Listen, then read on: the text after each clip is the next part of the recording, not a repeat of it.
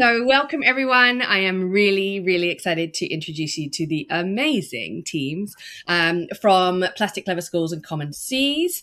You are going to learn lots about what these three amazing women are doing and how they ended up doing what they're doing. So maybe we can kick off with a little introduction. Amy, do you want to start? Yeah, absolutely. Hi, everyone. My name's Amy. I am the Youth Action Lead at Plastic Clever Schools, and I'm also the co-founder of an environmental charity, Kids Against Plastic, who are a partner in Plastic Clever Schools. Amazing. Konstantina? Hi, everyone.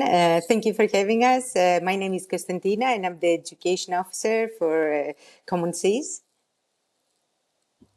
Okay, and I will follow up Konstantina saying, hi, my name is Stacey Alverez. I'm based in Barbados, and I'm also an education officer with Common Seas, and my focus is more the Global South and the Caribbean region. So it's great to be here. Awesome. So I'm going to ask you all some questions because I think one of the myths maybe around working in ocean conservation is that there's a linear path, like one way of doing it. B, that the kinds of jobs that exist, that there's only a few. I know that when I was growing up, it felt like if you wanted to work in the ocean space, you had to be a marine biologist. And that was like, seemingly that was the only option. And now I feel like I'm very lucky that I work in this space. And when I look around me, I see so many different, interesting, diverse jobs. And so that's part of the reason why we're doing this series, is to kind of introduce like different ways into this work. So maybe I'll start with you, Amy. Can you tell us a little bit about what your job actually looks like? What does your role look like? Absolutely. So I'm really lucky to, obviously, Youth Action Lead. It kind of gives it away in the title slightly, but I really focus on our youth engagement as part of Plastic Clever Schools. But also I'm based in the UK, so I also kind of lead UK school engagement, working with schools in the UK and helping to run some of the international events that we do as part of Plastic Clever Schools, which is really good fun. But also working on our enrichment program, which has been kind of a new addition this year, which has been really good fun, just developing resources, events, webinars, all sorts of offerings that we can give to schools and to teachers and to young people to really show them all of the broad ways that we can get involved in tackling plastic pollution, but also showing how plastic pollution connects to all of the many different issues, environmental issues facing our planet as well. So that's kind of what I focus on. And I'm really curious, Amy, how did you end up doing this? Because I feel like your story is an interesting one. Yeah, I feel like I have a maybe slightly different route into working in the environment. I actually started about 10 years ago when I was 12 years old. And me and my sister decided that we wanted to do something about plastic pollution in particular. We kind of, through the UN Sustainable Development Goals, we'd learned a bit about plastic and the impact that it was having on the planet. And we thought, we need to do something about this. We need to try and make a difference. And so we started our own little campaign to make a difference called Kids Against Plastic. And somehow 10 years down the line, we're still going and we're now a registered charity in the UK. So my start into environmentalism was really very grassroots. It was very kind of campaign focused with my sister, but has really grown to just show me the importance of young people in the environmental sphere. And it's really amazing that my role now through Plastic Clever Schools alongside Kids Against Plastic is still focused on young people, because it's such an important part of environmental action, and it's just really my passion within this space as well. Awesome. And what does an average, I mean, maybe you don't have an average day, but what would an average day look like for you in your job? I would agree. I think there's not so much an average day. I think Konstantina and Stacey will say the same, but I think that's one of the awesome bits about it for me, is that some days I can have a day where I'm spending it much more at a desk and I'm just kind of catching up on work or making resources, working on documents. Some days I'm doing a lot of stuff online, but it's all kind of virtual events and webinars and recordings and really fun ways to connect with people internationally, just through a laptop. But then also sometimes I am in schools and I'm doing workshops with students, or I'm kind of going to conferences and engaging with young people, which is definitely my favorite way to spend the day, actually going to kind of spend time with kids in person and really work with them on starting their environmental action, because it's amazing to be able to connect internationally through kind of digital networks. And I think that's one of the real powers of Plastic Clever Schools. But I really think there's nothing better than getting in a room with loads of energized young people who want to make a difference for the planet and being able to help them start their journey to really, doing something to make a difference. Amazing. And my final question for you is, what skills do you think you bring to this role? Like, what are the things that you lean on the most? I think there's a few different things. I think that I've got a lot of experience working with young people just from working in the environmental space as a young person for so long. And I think that's something that I've kind of hopefully brought to the team, is that youth perspective and the experience of just working with so many young people through Kids Against Plastic as well. And that's been super awesome. But also both of my parents are teachers in the UK. And so I've really got that insider knowledge of how the education system works, having had my parents talk about it the whole time I've been growing up. And so even though I haven't gone down the teacher route, hopefully I've kind of brought the experience of having parents for teachers to kind of think about how we can make environmental action fit into the current UK curriculum and the UK system. Because sometimes it's really tough to sort of think about how we can work alongside of all of the kind of demanding commitments that already are on education professionals. And so, yeah, that's been really fun to try and use my experience with my parents to bring to this role as well. Yeah, you've got like insider knowledge. Absolutely. It's so useful. Thank you, Amy. And maybe we'll zip over from the UK to Barbados. Stacey, can you tell us a little bit about your role? Yeah, sure. Okay, so I know I said my official title was Education Project Officer, and I thought, well, what does that actually mean? So a big part of that is liaising with schools, talking to educators, and signing up and just implementing the Plastic Clever Schools program. But I think what I do love is that this has evolved quite organically in a really nice way. So it now also includes, Amy mentioned the enrichment activities. So, design and deliver some really exciting in-person and virtual activities that can just move beyond the idea of, okay, just completing the Plastic Clever program to also just making educators and learners so much more engaged with the ocean, how important it is to protect the ocean. And as someone of Indigenous heritage, for me and for my community, when you protect the well-being of the ocean and the environment, we're also looking after ourselves and our community. We don't see us as separate. Yeah. So that's been something that I've been able to really channel into what I do. And it's just really amazing to collaborate with great team members as well, and just see how much in common we have through the connectedness of the ocean. That's been really exciting. Yeah. And how did you end up doing this work? What is your journey into this? Oh my goodness. Well, I will talk about nonlinear. This was so nonlinear. It's not even funny. So I will also age myself here, like now being in my 50s, working with Amy as a young person. I started out in the humanities field, so literatures in English and linguistics.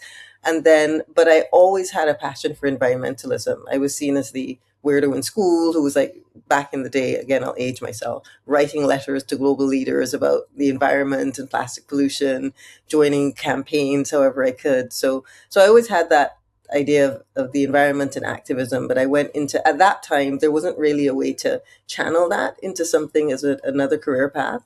So I also loved English and literature and reading. So I did that for a while. And then I also actually got into teaching. So I think it's great that when Amy said that her parents are teachers, it has really been helpful to be a teacher and see how the system works, but also how there's a way that I think the system can be much more inclusive. So I then moved a little bit away from teaching, and then I did a law degree. So I also have a background in like policy and legislative analysis and potentially very dry, boring things, but my focus was really like human rights law, environmental law, and then seeing how could I empower young people? How could I empower people who feel marginalized and not included? And then that led into a master's degree in island studies with a focus on Indigenous climate adaptation. And again, the ocean plays a really huge part of that. So I can tell you that that's about as nonlinear as it gets. I did not think that I would be this fulfilled in this field. And also this kind of job literally didn't even exist when I was in school. So, you never know what might happen and how you can channel what you love to do into a career. So, yeah. And I think it's so interesting because, especially with you all working together as a team, like everyone's bringing in really different layers of knowledge that make, the work that you do so much more robust and more interesting. So yeah, it's super, super fascinating. What does an average day look like for you? Yeah, I think average can be, and that's another wonderful thing about this profession and working with this team.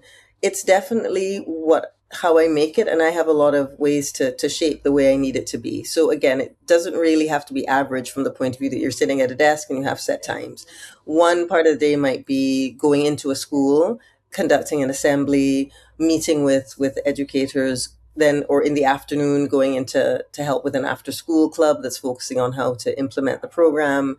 Or it could be, as Amy said, sitting down doing tons of research. But then I'm very nerdy, and then my law background has been, yeah, I actually like that stuff. I like going through a bunch of documents and reading and seeing what's there. So it could be that. It could be that I'm doing research, but then there's always learning involved, and that's the thing I love about the average day. It's not average in that there's always something new. There's always a new perspective that you get from a day, and I think that's something that's really rewarding. And I think one of the things that's interesting, especially about your journey, is like you're such a great example of how transferable lots of different skills are to this space. Yeah. I think a lot of people make the assumption that if they want to work in this space, they kind of almost throw away everything they've done before and now focus on this. But actually what you do, you're bringing in all this knowledge and these things that you've learned along the way. Like, what would you say some of the skills are that you use, on a day-to-day basis? Yeah. Okay. I say definitely there are times when you have to be able to focus. I know that the concept of multitasking is very popular, but I found that focusing on one thing and getting it done, and then also balancing that with flexibility, because there are times when you go into a school, technology doesn't quite work as it should, and you have to flip the script and make sure that you have a plan B on hand.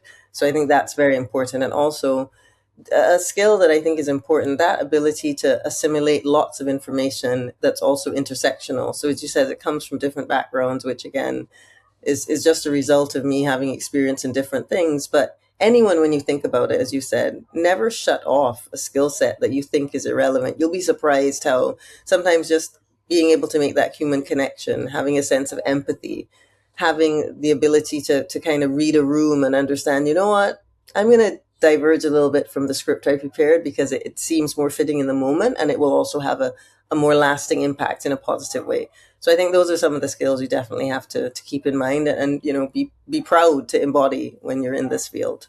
Yeah, I love that. Thank you, Stacey.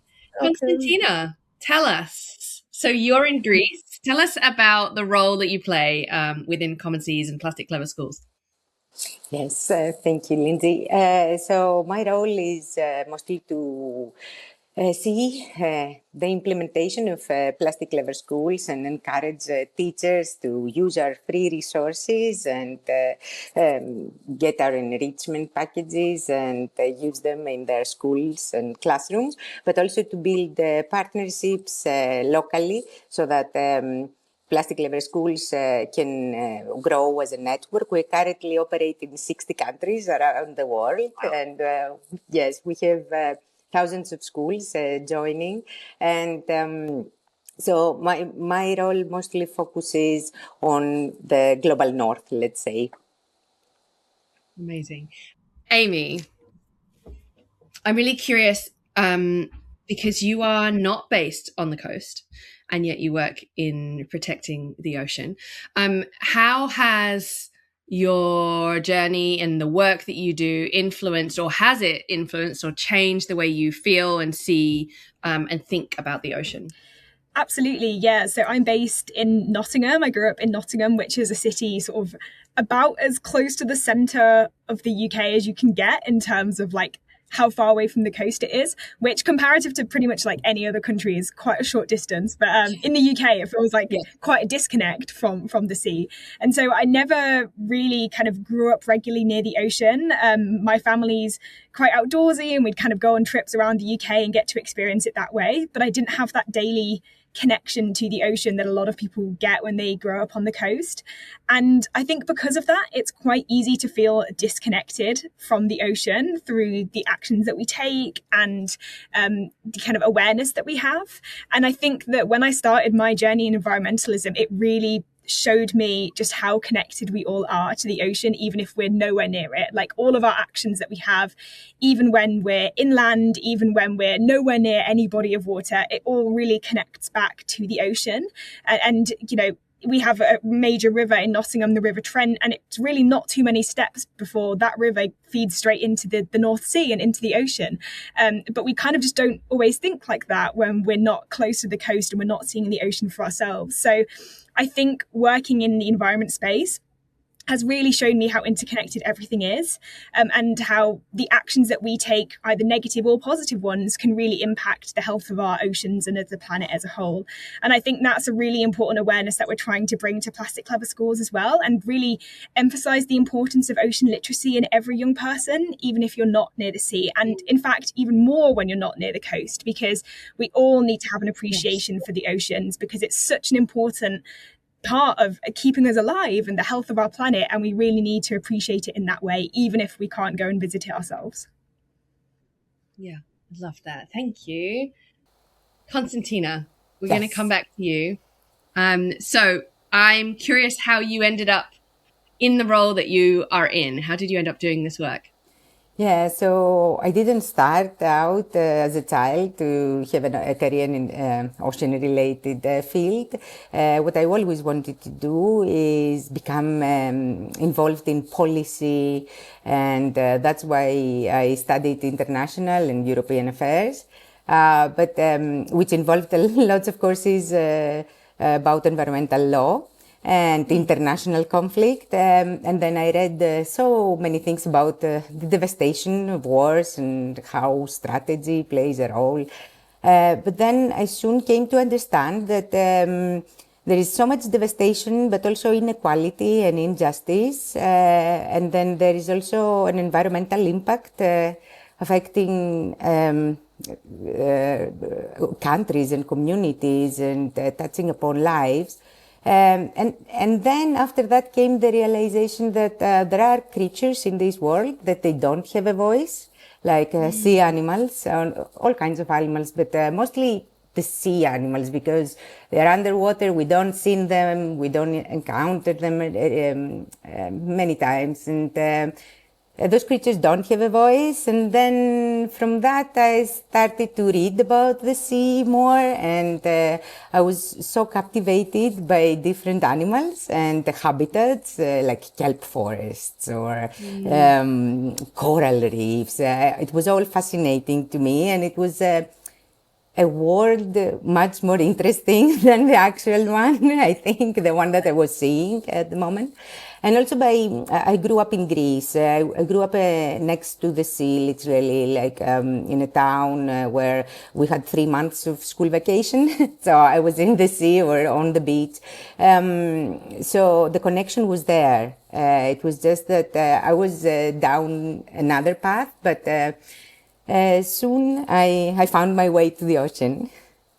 Amazing. And what skills do you feel are most useful to you in the work that you're doing? I think I'm a person who is very much focused on getting things done. I like to get things done, and I like having an impact. So I think those skills help me to support and to support teachers and support students, and enable them to be change makers in their classrooms, in their school communities, in their blue spaces. Yeah, amazing. Stacey, I have a question for you. I'm curious, Yes, what would you say the most surprising thing is about your work? Oh, that's a good question. And again, I'm happy in this role because it's a pleasant surprise. It's been really surprising how so many of us from different backgrounds can encapsulate that knowledge and that passion that Konstantina and Amy are referring to. So there's a way that when I started this very non-linear career path, feeling quite isolated and on the fringes of everything. I mean, very secure in who I was and my identity, but thinking that, oh, I'm probably one of the few people that feel this way. And then it coming full circle to seeing that there's so many people out there all over the world, all ages, and even from a professional background, working in an office, a physical office space, or virtually with people who I feel such a connection with. And that's something I definitely don't take for granted. So that's something that's been surprising in like a really wonderful way. And we have different skills that all complement each other. So no one is expected to be perfect at everything, which if you think about it, no one is, but there can be an unspoken kind of corporate reality or an unspoken workplace ethic that you need to handle everything. This is more, it's very collaborative. Yeah. And that collaboration is mirrored in the way that outside of education, Common Seas will help with and help to facilitate government partnerships or national action plans to do with plastic pollution. And everything that we do in our education team, there's a huge connection and again a collaboration with everyone else on the team. So that's been just absolutely fantastic. I have to say it's really been surprising, and my family is so tired of me talking about, oh my goodness, Common Seas and what I do and all that. but I can't help it. It's been a really amazing journey. That's so cool. Amazing. Amy, if someone was listening today and wanted to do what you do, what advice would you give them? Like what's a good first step? I think there are two things I would say as part of that. I think the first one is, when we talk about sustainability, we're typically talking about environmental sustainability and protecting our planet. But I also think there's a really important aspect, which is advocacy sustainability, because it's really easy to kind of get swept up, go straight into something, and it maybe isn't quite the right fit for you, or it doesn't fit into your life, and people quite understandably sort of burn out and just aren't able to continue, or it's not quite the right path for them.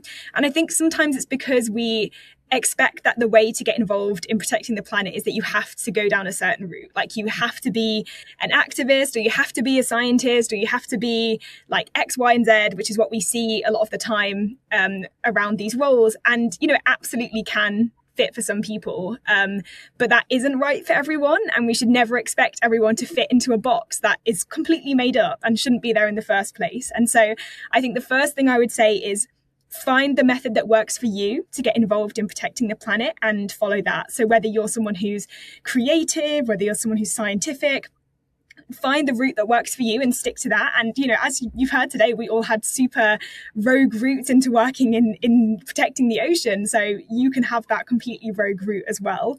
And I think the second thing I would say is always the best place is just to start. Like, it's so easy to kind of go, well, I'm going to find the perfect campaign. I'm going to start a massive organization. I'm going to kind of have these really big goals for myself, and I'm not going to start until I reach one of them. And if you do that, you're just going to be waiting forever and time flies by. So just find that small step that you can take to start making a difference, even if it's talking to one person, even if it's like starting an awareness account online about an issue that you care about. Just find that first small step and take it, because everything else will be so much easier to follow once you've done that. Yeah, and I think you make a really good point. Like, one is that I don't think I know a single person who works in the space who had a linear path in. So there's that. But also, what's interesting to me is that so many of the jobs that we're talking about now maybe didn't even exist like 10 years ago, which also means there's a whole load of jobs that don't exist right now that are still to be invented and created. And so sometimes it's more about looking at like what problems there are out there that you might be able to solve with your, special set of skills. So Konstantina, I'm really curious, when you were at school, if someone had asked you what jobs are there to do with the ocean, what would you have said? Well, growing up, ocean jobs for us in Greece, it was marine biologist or a fisher. And we have so many islands, so everybody was like something with tourism and the sea, so tourism-related activities. And I could never imagine that there is an education officer, or that we weren't taught anything about the ocean and the sea at school.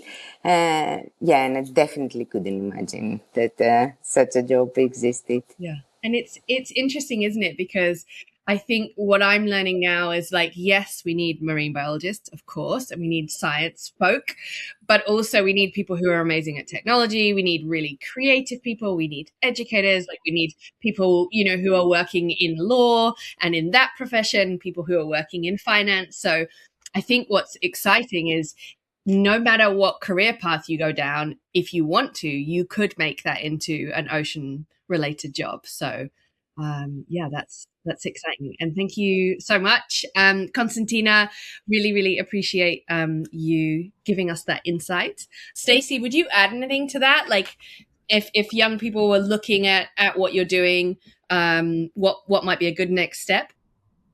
Yeah, I think adding to what Amy said, it's really important as she was speaking. I thought, there's so many young people, and so many people, you take yourself for granted in that you take the unique perspective that you have and the value of that perspective for granted because you think, oh, well, it's only me.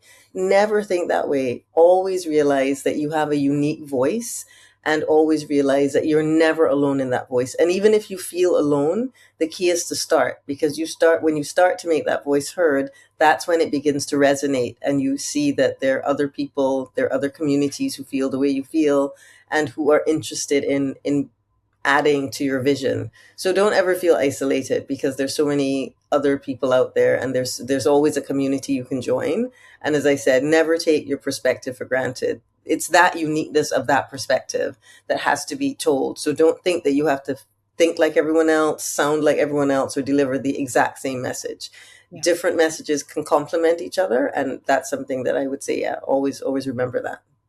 I love that. That's so good. And I think, Amy, you and your sister are such good examples of that, of just getting something started, of just not, and I think sometimes actually doing that when you're younger helps, because you're less caught up in like what needs to be perfect and right, and you just kind of get going and start moving on it. And I think it's amazing. So thank you so much for your time. Before we wrap up, I'm wondering whether, Amy, because the one thing, if people are listening, yes, they're very inspired by your jobs, but also let's just tell them really quickly about Plastic Clever Schools so they know what it is and how they can get involved. So Amy, do you want to give us an overview? Absolutely, yeah. So Plastic Clever Schools is an initiative run by Common Seas and Kids Against Plastic, and it's essentially an award scheme for schools to help them start taking action to reduce plastic pollution. So we have 3 key stages to it. We have the Inspire stage, which is about learning about how amazing and beautiful our planet is, but also the damage that we're starting to do to it. The second stage is the Investigate stage, which is around looking at what are the sources of plastic waste in your school community and what could you do to tackle them. And then the third stage is probably the most important, which is the ACT stage, which is where you then run a school-wide campaign to reduce plastic waste. And alongside the core programme, as we've mentioned, we've got loads of additional resources that teachers can use. We have the enrichment programme, where we have regular events, resource guides, assemblies, webinars happening for schools to get involved in. And then we also have kind of more regional focuses for the schools that are getting involved internationally for them to access as well. So our hope is that it's a really positive scheme that rewards the amazing work that schools are doing to do amazing stuff to protect the environment, and really brings together young people internationally and schools around the world behind this really common goal.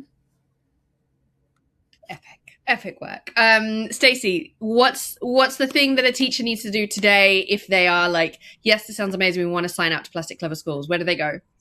Super. They go to our website, plasticcleverschools.org, and you have a way that you can register your school, and you can register, kind of the some basic information, which, never be afraid. You can go back and you can adjust it later, but just, it's create an account, the name of your school, kind of, about approximately how many children are going to be interested. And I think one of the key things about this program, it's so suitable to a variety of age groups. So we have the resources for very young and into secondary, into primary, into secondary. And that's something that, be happy to register and then just explore the website, explore the resources. And then we also have our YouTube channel, Plastic Clever Schools, which gives a lovely overview of all the, the webinars and the trainer events that we do. Whereas an educator, you can get real insight into not just what the program's about, but how can you implement it and how can you feel free to adapt it to local relevant circumstances. And that, to me, is the most wonderful thing about the program.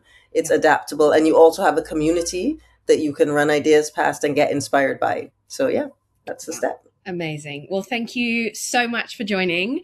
And I'm sure that you have just inspired a whole load of people with the work that you're doing. And fingers crossed they will all sign up to Plastic Clever Schools as well. So thank you all so much. And we will see you very soon.